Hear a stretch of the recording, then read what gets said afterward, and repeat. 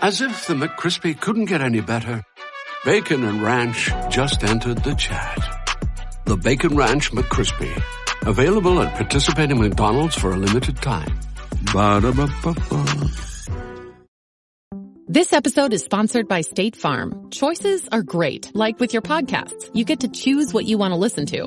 And State Farm believes insurance should work the same way. That's why the State Farm Personal Price Plan helps you get the coverage you want at an affordable price and a policy that helps cover what you value most. Like a good neighbor, State Farm is there. Call or go to statefarm.com today to create your State Farm Personal Price Plan. Prices vary by state. Options selected by customer. Availability and eligibility may vary.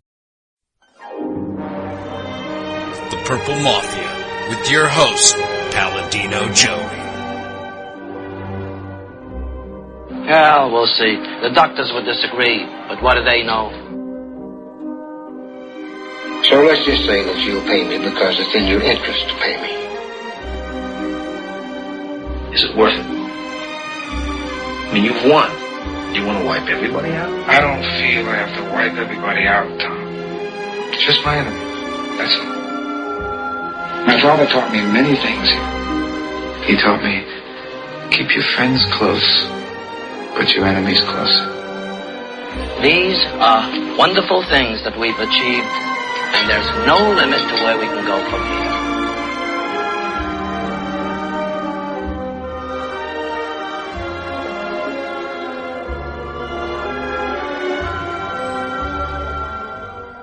here. Welcome to the family here on Purple Mafia.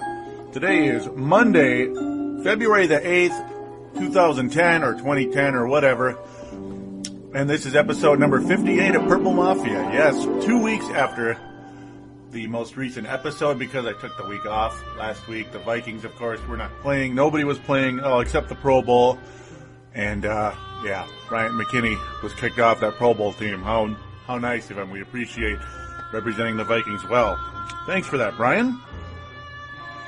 Thank you. All right, let's get to the guest today. I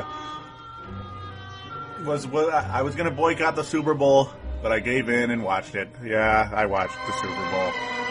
So I'm sure a lot of you out there did as well, despite the fact we were just a little bit bitter, just a little bit frustrated, seeing yet another team pass the Minnesota Vikings onto the Super Bowl and actually win it this time. Yep.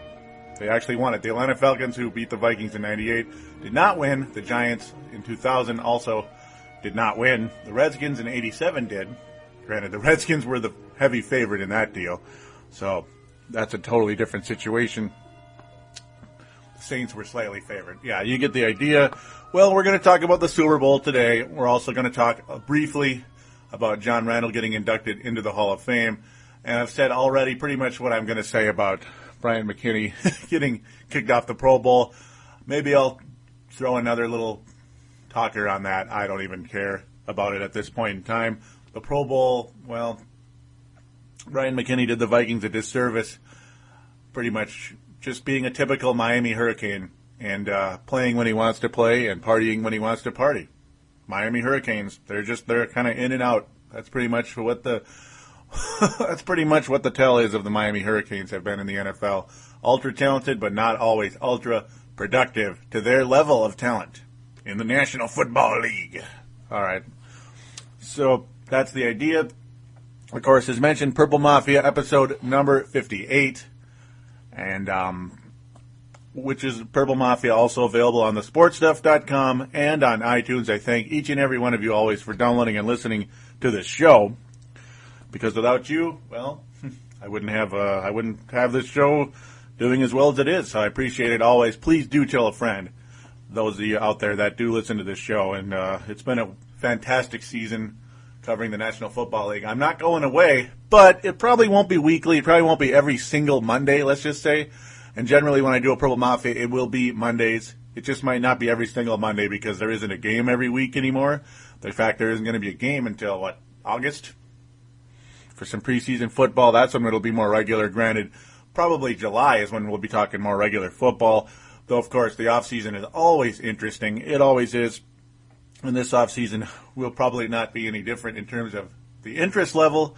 The only problem is it might be a little bit more frustrating than ever because the NFL lockout deal going on, possibly also the Vikings, the way things stand right now, the Vikings would have to lose a free agent in order to sign one. And unfortunately, one of the guys the Vikings may lose could be Chester Taylor. God dang it. Yep, that's right. Chester Taylor might be headed to the Chicago Bears. At least that's some of the early talk going on right now. That's one of the early reports. No guarantee right now. Though, I'm going to bring this up right now really quickly before I get into the Super Bowl talk. Really quick. I'm going to kind of bounce a little bit. I'm going to conclude with John Randle talk, so a little bit of early Viking stuff. A guy who could be a possible replacement for Chester Taylor at the running back position and also could be a nice kind of a veteran to kind of steady Adrian Peterson. This was brought up on other shows in this town also. Well, how about this? Chargers running back LaDainian Tomlinson, former running back LaDainian Tomlinson of the Chargers, will not be returning to them. He already made that announcement. And, of course, he doesn't expect to be a starter. I couldn't imagine at this point in his career.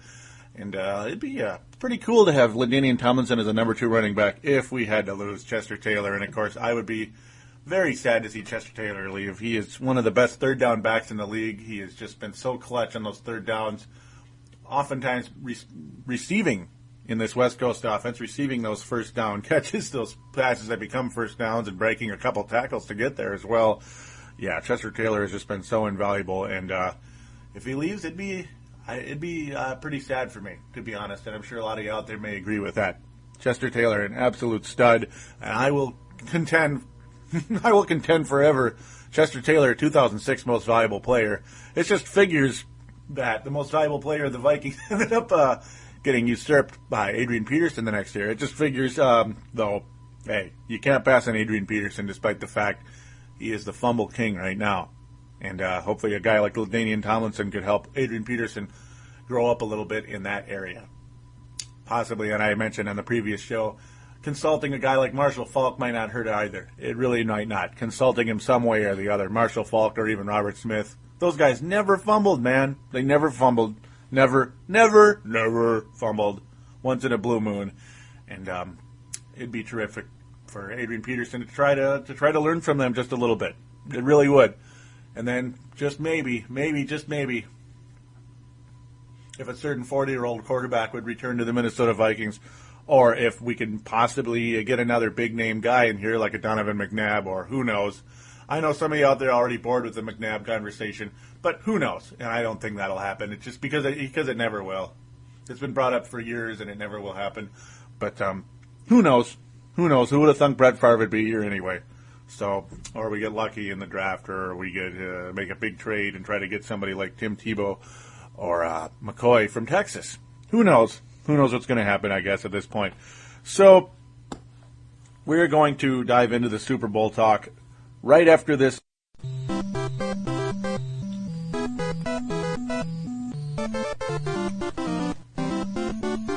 And we are back here on Purple Mafia, which is episode number 58, which is a reminder for iPod users, MP3 player, whatever you want, at Microsoft Zune. Yep, let's get on to the Super Bowl. And as I said, yes, I did watch. I gave in. But of course I was going to watch it. The Saints used to be one of my favorite teams in the NFL when they were one of the great underdogs. I mean, who doesn't like rooting for an underdog? And of course, you know, when they don't stand in your way to get to the Super Bowl, it's a little different. This time they did, and my God, folks, I'm going to say this to my grave. The Vikings were literally inches from a possible world championship this year. Inches from a possible world championship.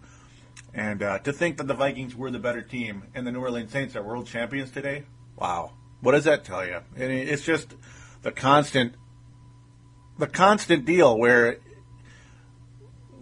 it just rubs it in, you know, the NFL. We just seem to get this rubbed in our face for years and years and years and decades and decades and decades. It is just, it's heartbreaking. As I mentioned, of course, last episode, the curse of 69, the curse of Super Bowl IV, the Kansas City Chiefs, kind of a little upstart team, came in and beat the Minnesota Vikings with quarterback Len Dawson. Yeah, I'm going to get to him in a little bit, too, at the end here, at the end of the Super Bowl talk. Yep, Len Dawson, the quarterback of the Kansas City Chiefs, an upstart team. They won the championship. We didn't, and They still have they of course have their one championship. We still have none. It's just an endless deal with that. And of course, over the years, we've seen other teams who have had either really bad history or they've lost in the Super Bowl or whatever. You know, like the Denver Broncos emerged in the late 90s. They passed the Vikings in history. They won 2 championships in the late 90s. John Elway and all that good stuff. The Vikings could have beaten the Broncos in 2 situations where they had heartbreaking losses in the NFC Championship game. Dallas Cowboys beat the Vikings on the Drew Pearson push-off play. In the 1975 NFC Championship game, the Cowboys rolled over the Denver Broncos in that Super Bowl. And, of course, Darren Nelson dropped the pass from Wade Wilson in the 1987 championship. Denver Broncos were obliterated by the Washington Redskins. Yeah. So instead, the Denver Broncos move on and win 2 Super Bowls in the late 90s. So there's one team that's rolled over the Vikings and become a champion before we did. They're just rubbing it in our face. Yeah, the New England Patriots were inept pretty much forever. Their one Super Bowl appearance before 2001, of course, was an absolute drubbing by the Chicago Bears. Just destroyed the New England Patriots. Now they're 3-time champions. So there's a team that's passed the Vikings in pretty recent years. Yeah, 2001 isn't that long ago. It really isn't. The Atlanta Falcons, well, they didn't usurp the Vikings to a championship, but they usurped the Vikings. They were a team that never even been to the Super Bowl, and they passed us and made it to the Super Bowl. It just never ends. Tampa Bay Buccaneers, one of the most inept franchises in NFL history. They passed us. They didn't beat us in a game necessarily in the playoffs. No, they didn't, but they moved on and won a championship before we did. It just goes on and on and on. The St. Louis Rams, a team that had good history in the 70s, and in the late 80s they went to the NFC Championship game. No Super Bowl championships, however. They went on and won one in 99. Oh, goody. Just terrific. The Arizona Cardinals get to the freaking Super Bowl. The Arizona Cardinals, one of the most inept franchises ever, gets to the Super Bowl. And they were inches also, if they could have played a little defense there in that final drive by the Pittsburgh Steelers last season. Arizona Cardinals almost won it, but of course they got there before we have since 1976. Ugh, that's a long time ago. And now, folks, the granddaddy of them all, arguably the worst team in NFL history, win-loss wise. Well, it was the Bucs for the longest time, and I believe the Saints. Yeah, I believe it was the Saints. I didn't look up the numbers, but I don't think I really even have to prove it. The New Orleans Saints, probably the worst team in NFL history overall. They hadn't won a playoff game in 25 years until they snuck into the second round. They beat the Rams in 2000, and when the Vikings drubbed them. Yeah. And, of course, the Saints getting all the way to the NFC Championship game for the first time ever, drubbed by the Bears. Now the New Orleans Saints, who, broke the Vikings' hearts 2 weeks ago, are world champions. So that's my lead into the Super Bowl conversation. It took a while, but it's just a reflection on how frustrated I myself am with how things have gone for the Vikings and us fans. It really is frustrating. And of course, I'm not coming up here to rub it in your face. Are you kidding me? I'm not rubbing it in your face. Why would I rub it in your face? Because I'd be rubbing it in my own. I'm one of you in the biggest way. I want to win so bad. And it's just saying, how frustrated are you folks out there to see all these teams pass the Vikings and either win the Super Bowl or at least get there and be damn close to winning it, like the poor Cardinals. Falcons weren't close, but yeah, they still got there. It's very frustrating. The Vikings have good history. They've been to as many playoff games as just about anybody. I believe second most all time to the Dallas Cowboys, but they still no championship. Dallas Cowboys have 5 freaking championships. It just makes you see, doesn't it? And yes, watching the New Orleans Saints winning a championship, even though I kind of like the Saints, I used to really like them just because you like to root for an underdog. But after that game 2 weeks ago, it just sticks in your craw. It really does. Crawfish. Ooh, there you go. New Orleans crawfish. It just drives me nuts. It really does.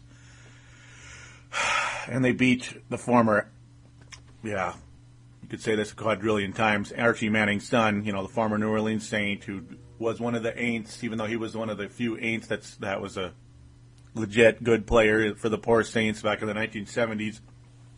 Yeah, they beat his son, who's gone on to be one of the best quarterbacks of all time, 4 MVPs, which is a record. Peyton Manning, they beat him. Yeah, they beat him in the Super Bowl, 31-17. But it didn't look too good for the Saints early on. It actually really didn't, because it looked like it was going to be kind of a grinded-out game. And the Indianapolis Colts have been more successful in those grinded-out games so far in this postseason. They had been successful in the grinded-out games. The Saints were more of a shootout type of team. In fact, that little shootout, I guess you could say it was kind of a grinded-out game with the Vikings, but it was a lot higher scoring in the end. It was a slight grinded-out. I mean, I don't know. I'm confusing myself with the way I'm going about this, so I apologize. It was a fairly high-scoring game, but not as like a shootout, an explosion. Of course, they scored a quadrillion points over the Arizona Cardinals, 45 points. Arizona Cardinals defense is about as good as it was on that final drive against the Pittsburgh Steelers. What a bunch of BS that was, huh? Mm-hmm. Yep. The Saints had to go against better defenses, though, the Vikings and the Colts, but they beat them both. And that son of a gun, Peyton, Coach Peyton of the New Orleans Saints, he is a cocky SOB, man. He really is, but he got it done. That cockiness rubbed off on his players, and it's more of a confidence thing than a cockiness, but when you play against him, you get a little frustrated with it, going for it on 4th downs, and the SOBs pick it up. Ooh, it just drives you nuts. And the Saints failed at the goal line in this game, of course. They failed at the goal line, and I was kind of rolling my eyes. You know, you need every point you can get. This looks like it might be one of those grinded-out games. This could really come back to bite the New Orleans Saints, who still are trailing 10-0. Of course, the Colts went up 10-0. They look decent, but not great. The Colts finally get a field goal halfway through the first quarter. And then at the very end of the first quarter, Pierre Garçon, with a reception from Peyton Manning. Nice play in there. Garçon, of course, dropped several catchable passes in this game, including one that looked like it really irked Peyton Manning. It was going to be a big gain. The Colts were up 10-3 at that point. Garçon just continued to drop the ball. The Colts, this was at the point where it looked like the Colts, if Garçon caught this pass, it may have changed the game dramatically. Because who knows, the Colts looked like they were going to be marching down. That was it would have been a 25-yard reception. Peyton Manning just did one of those deals where he just went, where he just pounded his head kind of in the direction of where Garçon dropped the pass. Very catchable pass. Right on the numbers, right on his hands, and I mean right on his hands. If he had Velcro on his hands and the ball had Velcro on it, it would have stuck, like one of those deals. Yeah, like it would have accidentally stuck to him. That's how good of a pass it was by Peyton Manning. He dropped it. Good job, Garçon. Sacre bleu, Garçon. You suck. Okay, enough of that. You get the idea. But he did catch that touchdown beforehand. Peyton Manning looked confident early, looked pissed off later, and that guy has he gets one of the reddest faces, boy, when he gets pissed off. As he was seething, you could just see it. He was seething when those guys were not catching all those passes. And Peyton Manning, to a lesser extent, I think he's become the NFL's modern version of Dan Marino. And I'm not saying because lack of championships. I'm saying because, I don't know, this guy, I'm not sure he'd be the kind of guy I'd want to play with. I'm not sure I'd want to play on the same team as Peyton Manning. I don't know. He just seems like the kind of guy who is going to really get pissed off all the time at his teammates and kind of throw them under the bus. In fact, he did that in the past. He's gotten better about it, but he just looks kind of like a pissy guy to me. And he's always sitting by himself. I don't know. He's extremely talented, but I'm just not sure he's the best teammate in the NFL. I don't think he is. Drew Brees just seems like for one, he seems like a lot nicer guy, and he's the other super-duper quarterback. I mean, you had the two best quarterbacks probably in football here outside of Brett Favre, who was in Mississippi, unfortunately, with a lot of soreness, though I'm sure a lot of football players had a lot of soreness this time of year. You can't just center Brett Favre in that one.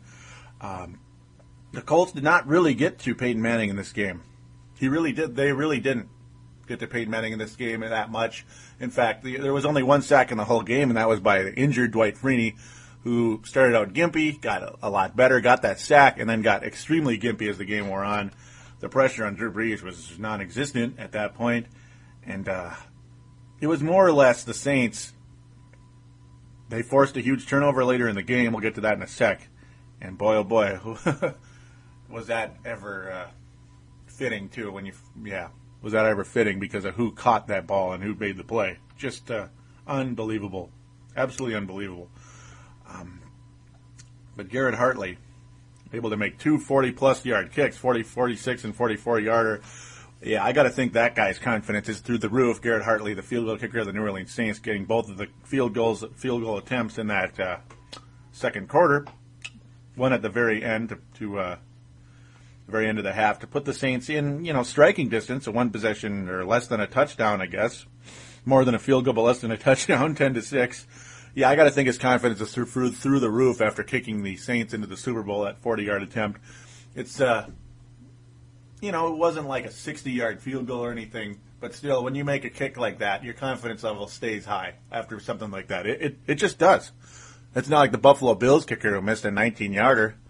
The Bills would have won the championship. Instead, they still are looking for a championship, just like our poor Vikings, unfortunately, after that kick. That was the curse of the curse of the missed field goal for the poor Bills at that point in time. But you could kind of see you could definitely see the momentum shifting slowly but surely towards the Indianapolis Colts, or New Orleans Saints, excuse me. Just like a dark cloud coming in the room, just like a fog coming in the room. It was slowly creeping in. It really was. It really was. Just like that music I was playing last week.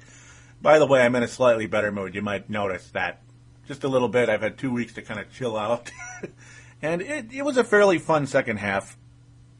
And you can also tell I had zero vested into this game. Zero. Other than, I guess it's better to see the Saints win. It's more of a feel-good story than the Colts. It just is. The Colts, well, you get the... Yeah.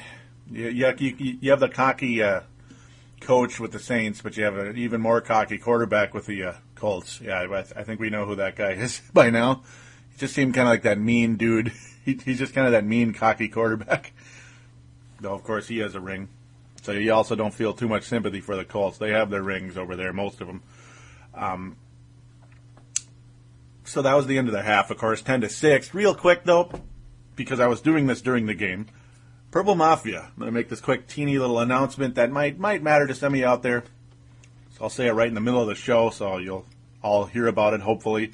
Purple Mafia has a Twitter account now. Yeah, I could have done this a year ago or a year and a half ago. It would have been nice as the show was starting to kind of gain some ground late in September or so last year. Maybe it would have been a good idea.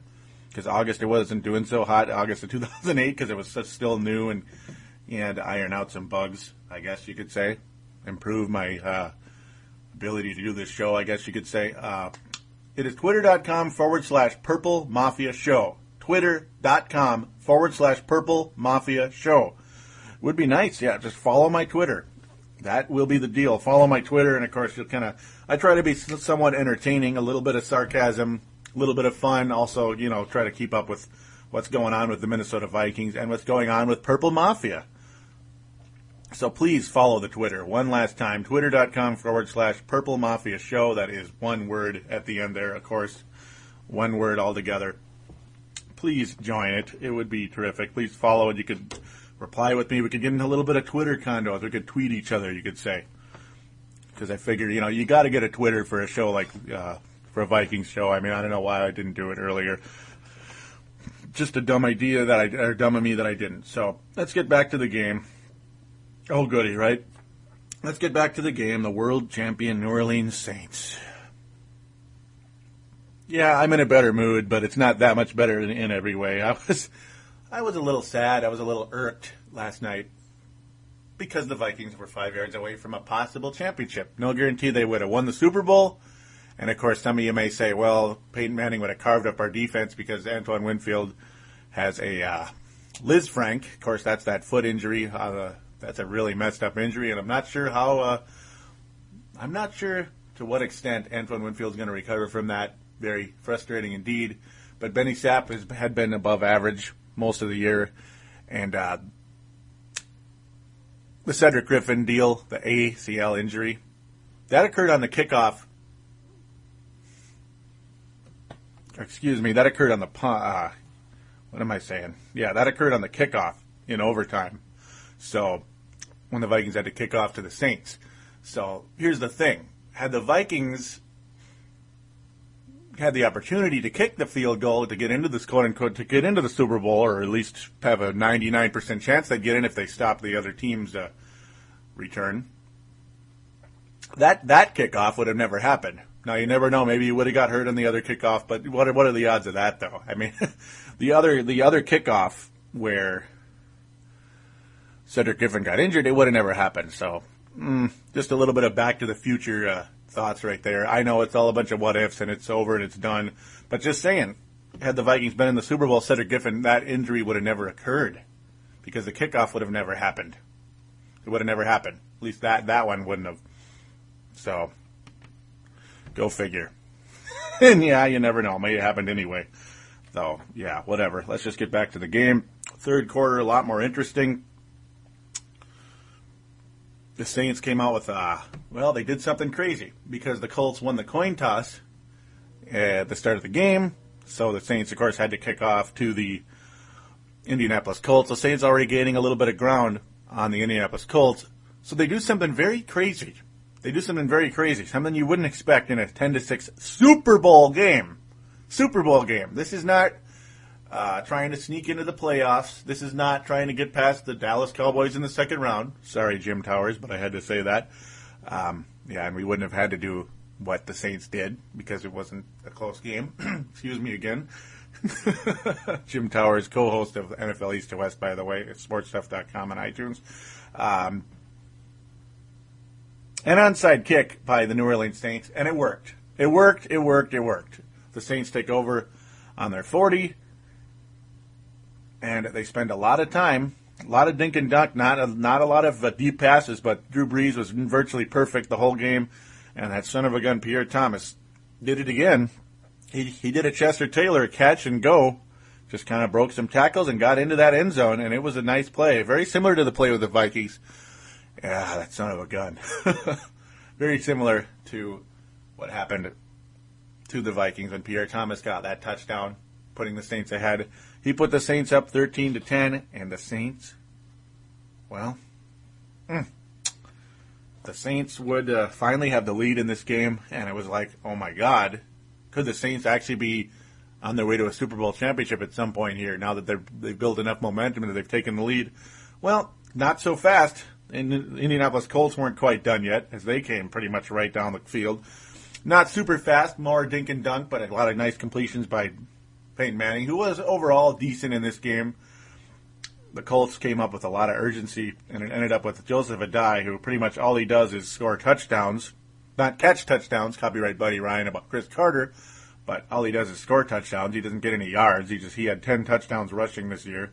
Joseph Adai finishes a 4-yard run. And all of a sudden, the Colts are up 17-13. It's like, geez, man. There we go. Finally, this is what we're talking about. Drew Brees and Peyton Manning in a Super Bowl. We expect a little more than 10-6 in the first half, right? I mean, that was like Jets and Titans or something. I mean, come on. What's going on here? Get to work, guys. So the Saints come back down the field, but they just could not get the first down.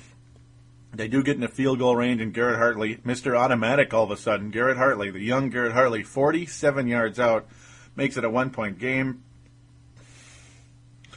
And all of a sudden, yeah, you got a 1-point game. It's starting to look a lot like Saints and Vikings here. It really is.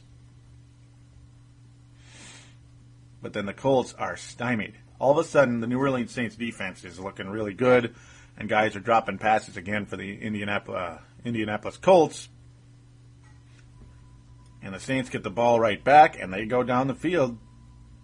They go down the field and do something amazing. They score a touchdown again right away. Didn't take much time this time, only just a couple minutes here.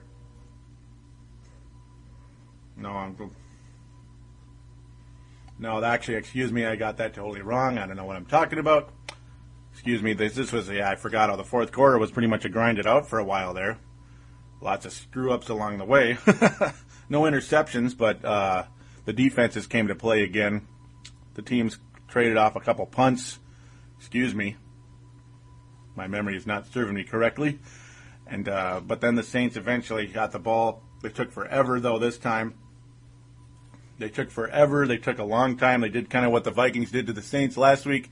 They owned the time of possession. The Colts were just like, what's going on here? Peyton Manning was sitting there wondering what is going on. He just sat there with his helmet on the bench. With his helmet on the whole time, the Saints took as much time as they needed, and they eventually were able to score a touchdown, and Jeremy Shockey finally a factor again. He kind of had an up and down year. He's had an up and down several years with Jeremy Shockey, that another crazy Miami Hurricane again, who plays when he wants to play, and at least he played this time. And the New Orleans Saints suddenly have a 5-point lead because, of course, they were down by 1. So the Saints wisely opt to go for 2. Drew Brees throws it to the shortest guy on the team. You'd think you'd want a guy with a little longer arms on a play like this. Though he can break a couple tackles. He's got a little bit of Percy Harvin in him. He's a little older than Harvin, and of course he was undrafted, so not as glitzy. Lance Moore, the guy from New Orleans. And the shortest guy on the team, basically, or one of the shortest guys on the team, shortest receiver, Lance Moore is able to stretch out and get it after a replay. They called it a drop at first. The ball was basically kicked out of Lance Moore's hands by the Colts defender. Kicked out of Lance Moore's hands, but the ball was already over the pylon. And this thing was barely, man. It was barely because Lance Moore's body was out of the end zone, but the ball got in enough, and he had full possession of the ball before it was kicked out by the Colts defender. And, of course, after reviewing the play, it was a touchdown, 2-point conversion, and the Saints now own a full touchdown lead, basically, 27-17, 7-point lead. So the Colts, Peyton Manning had that look in his eye again, like he's going to murder somebody, like he did against the Jets 2 weeks ago, and he did most of this game when people would drop passes. Peyton Manning was taking them down the field, looked pretty easily. It looked pretty easy, a lot like the Vikings. A lot like the Vikings when they were trying to get into field goal range.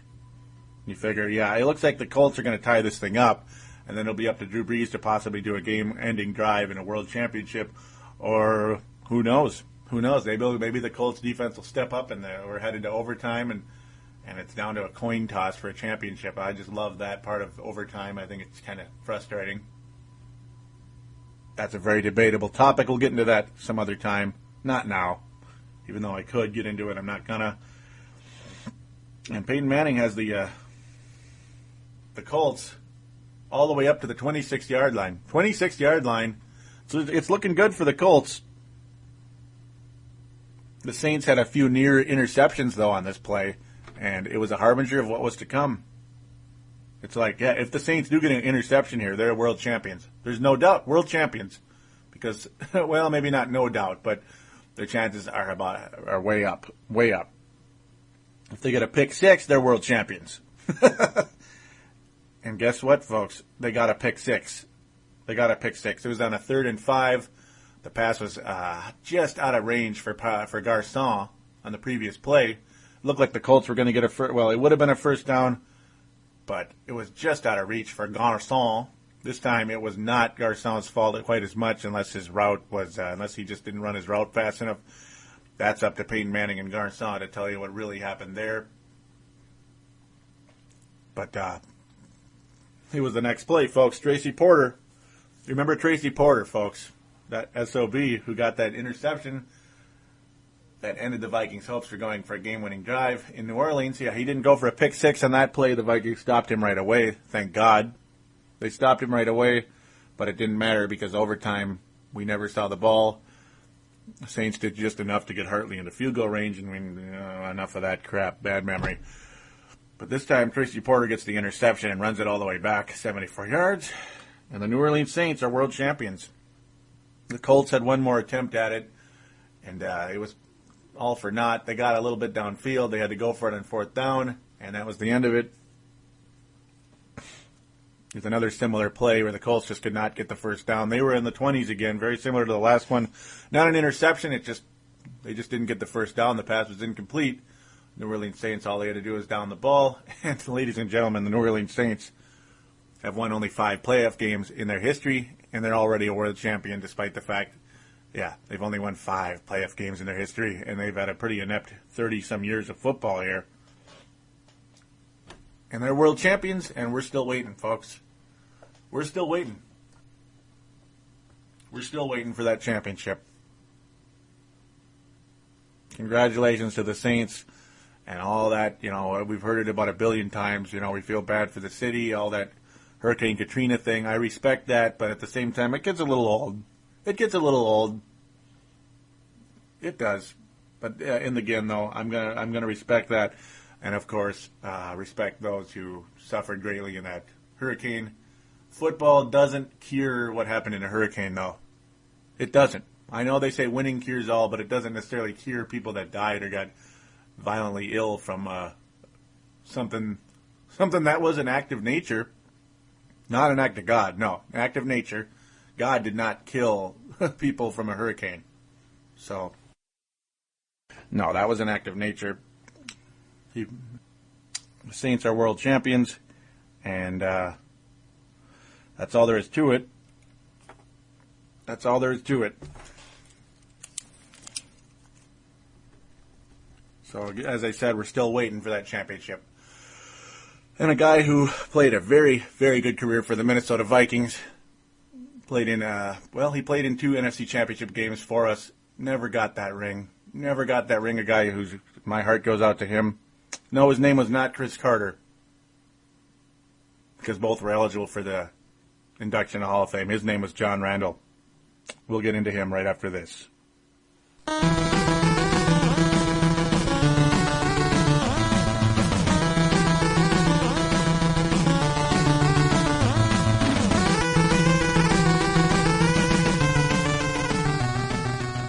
And we are back here on Purple Mafia, episode number 58.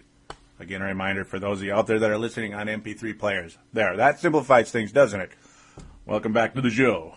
John Randle. That's right, John Randle, who gave his heart to this team.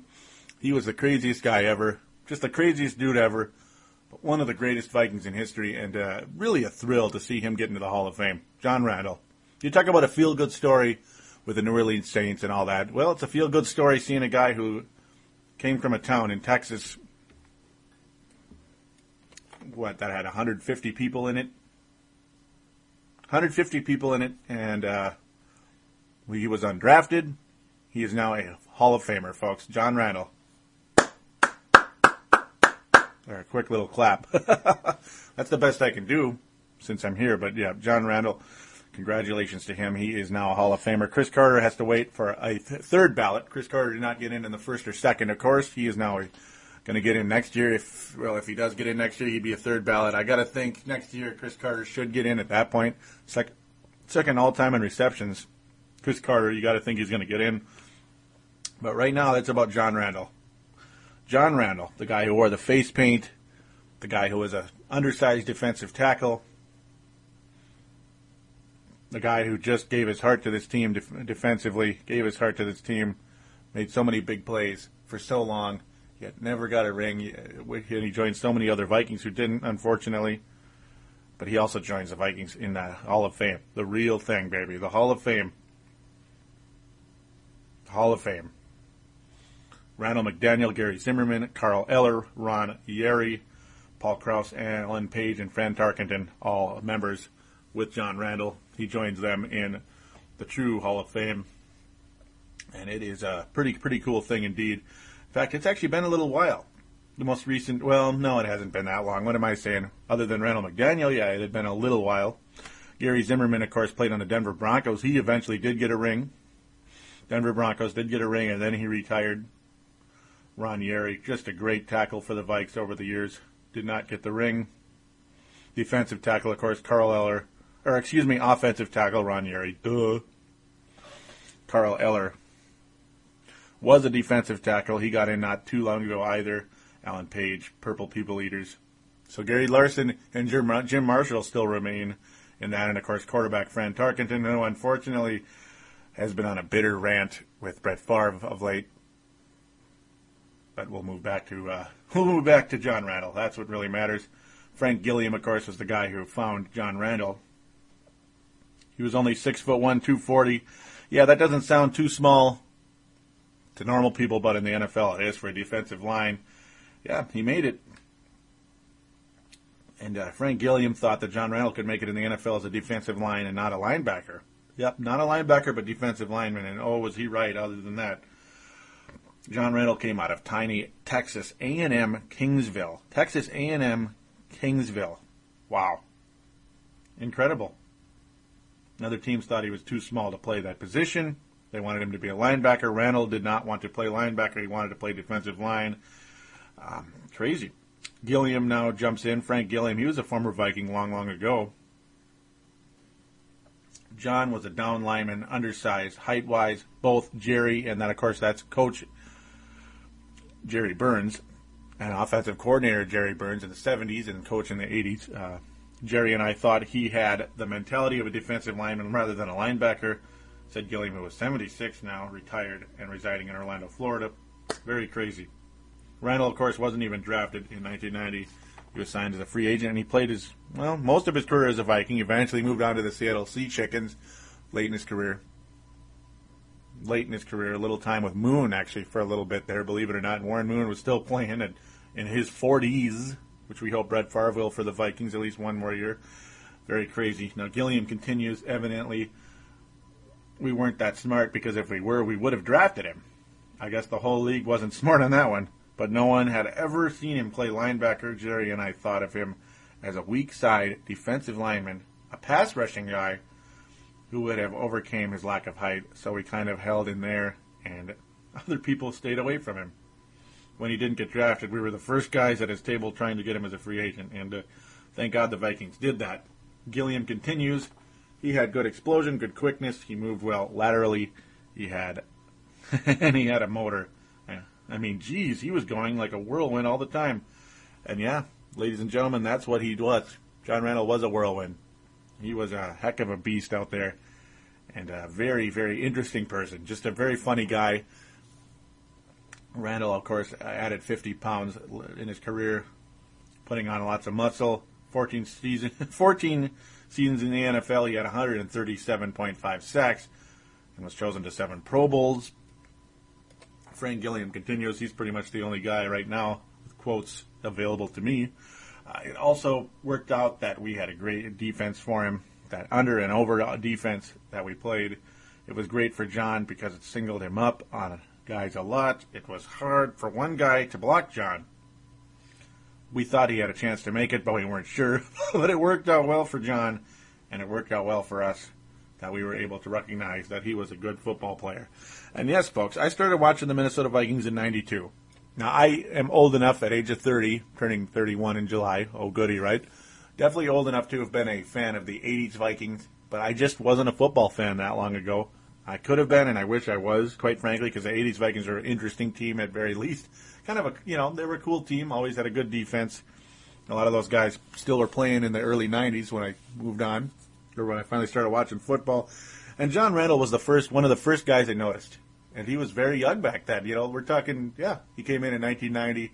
By 91, 92, he was already becoming a superstar very quickly. In fact, I believe that was his first Pro Bowl back in 92. Vikings had one of the best defenses in the NFL. Of course, Dennis Green's first year as a head coach. That was when he actually looked like a pretty good coach at the time.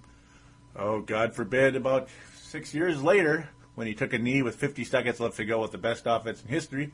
But I digress. Back to John Randle. Excuse me. Had to throw that in there. John Randle, of course, as I mentioned, one of the earliest people I noticed. Him and Chris Carter and Rich Gannon. Yeah, Rich Gannon. One of the early guys I noticed that were just, better than people may have been giving him credit. Randle, of course, already was getting credit, though. He was already pretty much getting credit. People were like, this guy's the real deal. Chris Carter was still a little bit under the radar for another year and a half. And, of course, Carter had a shoulder injury that year, unfortunately. But this guy was a tough SOB, and him and Henry Thomas, boy, what a nice little tackle. That was like, they weren't the best run stoppers in history, but they put up a great pass rush, and they were just fantastic. They were a terror. They were an absolute terror for opposing quarterbacks, and good enough to stop running backs in the backfield, too. Guys like Barry Sanders, on occasion, were a little frustrated at times when they weren't tearing us up. At times we were back there in the backfield. That's pretty much how you got Barry Sanders. You got him before he started moving at all. You had to get him way back there.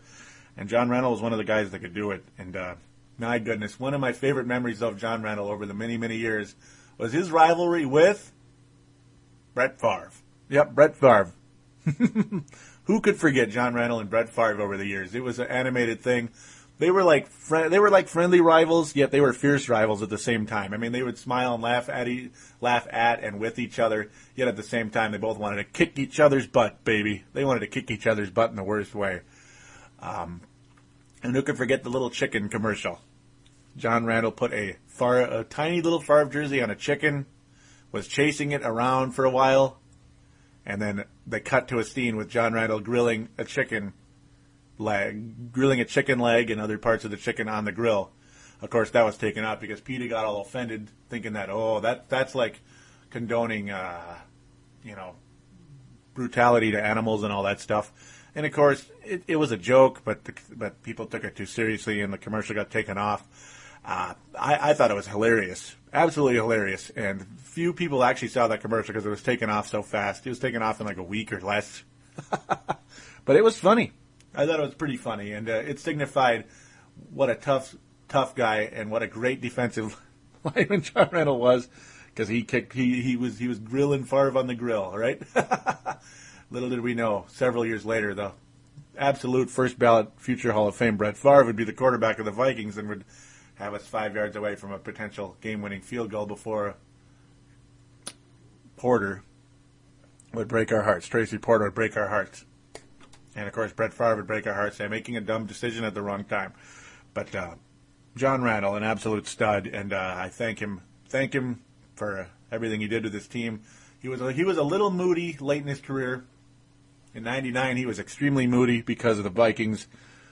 You know, that was the year after, 98, the year after the great team and the great choke, you could say, at the end. Very, very disappointing. And that was a team choke. It wasn't just Gary Anderson. Dennis Green choked by making a dumb decision. The defense let us down late in that game on multiple drives by the Falcons, of course, the game-winning field goal drive. And Moss and Cunningham, they couldn't connect for nothing. I mean, it was like oil and water. There was no connection. There was no chemistry anymore for some odd reason. And Cunningham couldn't reach Moss. Moss was never open. The defense was too good at the same time. Yeah. So John Randle and a lot of other guys in that team were pretty bitter the next year. And when John Randle was on Mark Rosen, he pretty much had an attitude the whole year, it seemed like. Especially when they brought up 98. And every time they brought up 98, John Randle pretty much wanted to, destroy Mark Rosen. He wanted to hit him like he was Brett Favre in Lambeau Field. He wanted to crush him. But aside of all that, John Randle, just a wonderful player. Got a giant contract in '97, and after an unbelievable year, led the NFL in sacks that season. Just a huge season. And he was great for a while. Started to get older, though. You could see his age starting to creep up on him. And in 2000, it was his first year in a long, long time without double-digit sacks. He was very depressed. Went on to the Seahawks, had a couple of good years there, double-digit sacks, and then just got really, really old. And that was the end of it. John Randle, though, again, thank you very much for the great career. All of us fans appreciate him very much. Unfortunately, they never retired his number, but it is done by a player that deserves to at least deserves consideration to wear that number, Kevin Williams, who's had a nice career as well. Though, of course, certainly not nearly as under the radar as John Randle was at the time that he first donned on number 93 for the Minnesota Vikings. And, it's just been a lot of fun reminiscing about him, and I hope you out there enjoyed it as well. Because now I'm going to encourage you listeners out there to please call into the phone lines. Hey, talk about John Randle. Talk about the Super Bowl. Give me your opinions about anything I talked about today. Anything you would like to talk about. Talk about maybe Chris Carter. Talk about your frustrations of watching these other teams win. It's like watching your girlfriend after she dumped you get with some guy that was a nerd and I have nothing against nerds. I'm one too. Of course, some of you would call me that. Yeah. But, a guy that never had a girlfriend in his life, all of a sudden he gets married and they have the greatest relationship ever. That's kind of what it was like with the Saints. The way they just broke our hearts. Yeah. Because our girlfriend would be that Vince Lombardi trophy. Yeah. No ring. We never got to marry the trophy. You get the idea. Enough of that. So please do call in 209-736-7877, 209-736-7877. We'd appreciate it very much. Oh, and one final thing. I don't know why I never mentioned it, but I'm going to mention it right now. How fitting was it? How fitting was it? Remember how I mentioned talked about the curse of 69. The curse of 69 most of the last show, right? And who was the quarterback for the Kansas City Chiefs? The team that started that curse for us. Len Dawson. Who do you think presented the New Orleans Saints with the Vince Lombardi trophy last night? Len Dawson. And of course I know all of you saw it because it was the most watched program in history. But I had to bring that up. It just shows you, it's just like rubbing it in even deeper, isn't it? And nothing against Len Dawson. Great quarterback. He achieved something amazing to beat the Vikings that day. But by God, that just made it hurt even more. So you get the idea. And I mentioned that on my Twitter. Again, twitter.com/Purple Mafia Show. You get the idea. Please do sign up for the message boards on thesportstuff.com. There's a button that says TSS Boards in the upper right-hand corner of the website. Simply click on that and then click register, and you will be on board. You will not just talk sports, but get involved with thesportstuff.com. That is the slogan on that website. We can talk football, interact with me, vote on polls all over the place, NFL, and you can talk about any other sport as well. Basketball, hockey, baseball, poker, who knows, anything. Politics, there's the other section where you can talk about anything. So do get to that as soon as possible. And I appreciate it very much. So again, thank you for listening. Thank you for making my most recent show, my most listened to show in my history. It was amazing. I won't get into the numbers with you, but let's just say it was amazing. And that's after the Vikings lost and after a lot of you were probably pissed off and maybe sick of football, at least for a week or two after that. The frustration was off the charts. So again, thank you for listening and thank you for making Purple Mafia a major hit on thesportstuff.com and in the Twin Cities. I appreciate it very much. So we will get back to you in a week or so, depending on what news breaks. And we'll talk to you soon. Take care, everybody.